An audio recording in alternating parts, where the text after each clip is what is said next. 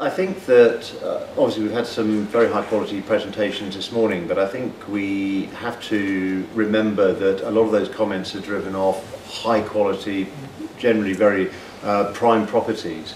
The reality in the office sector, if you get out those prime locations, is there is a colossal amount of supply.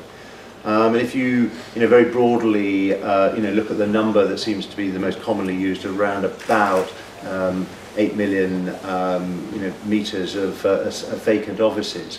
If you took all the unemployed people in the Netherlands and put them all into 10 or 11 metres of office space, you would still end up with an enormous amount of vacant offices. So I think that you've got to be very, very careful when we look at the macro level, why does Netherlands make sense?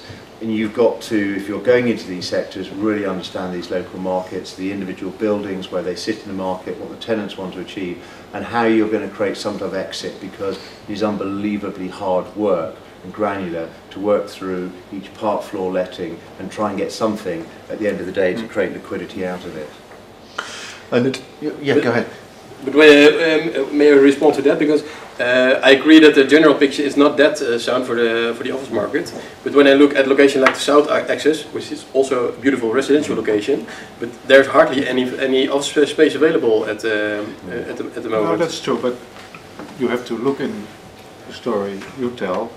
How can we adapt these kind of measures to other locations? And I think it's absolutely possible. And when you hear the different presentations, this could be the moment to go in these locations, also for the secondary market, but always look for the mixed use. Yeah, I agree. We have to go in that direction, and we have to talk about this, and we have to find the right way to, because I completely agree, we will never fill the offices again with people sitting behind the desk. I don't think so.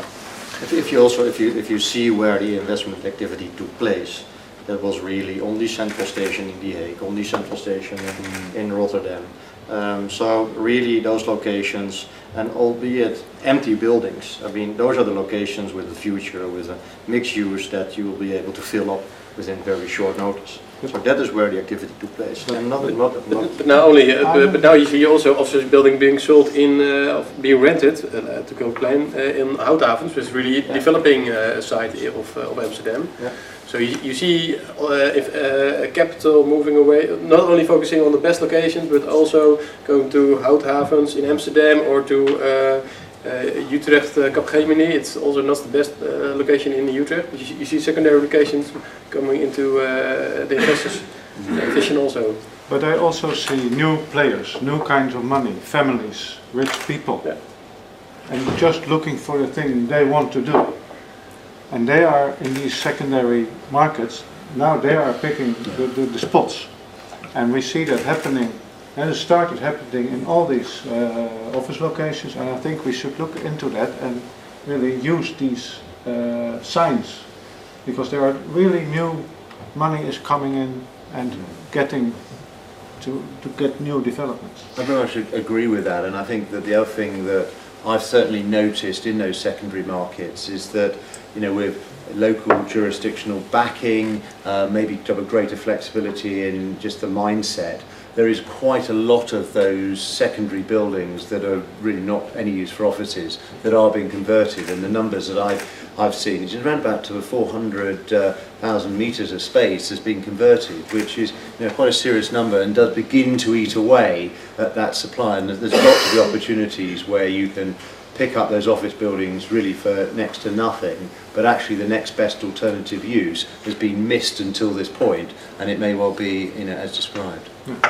And so there's a lot of reuse in terms of residential. I mean, how much of the stock is just simply not going to be able to have anything to done with it, that just really needs demolishing? Well, on my numbers, you're looking at 10 years supply of vacant offices, and going back to that unemployment and putting every unemployed person, even if they wanted to work in an office, into that, you're still left with a very meaningful proportion of offices that will never be occupied unless there's some massive employment growth or they change. So it's a big sector of the market that has got to go to alternative uses. And to translate that into numbers, we have defined approximately 3 to 3.5 million of square meters that are absolutely obsolete.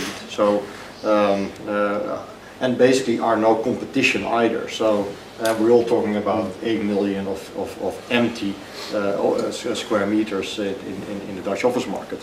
But if you then take out the numbers that are obsolete, it only leaves you with approximately 5 million, which is basically the competition of your portfolio. Yeah, so therefore we're looking at 3 million that have got to go. And last year, 380,000. So there's like 10 years supply of this conversion that's built up within the market.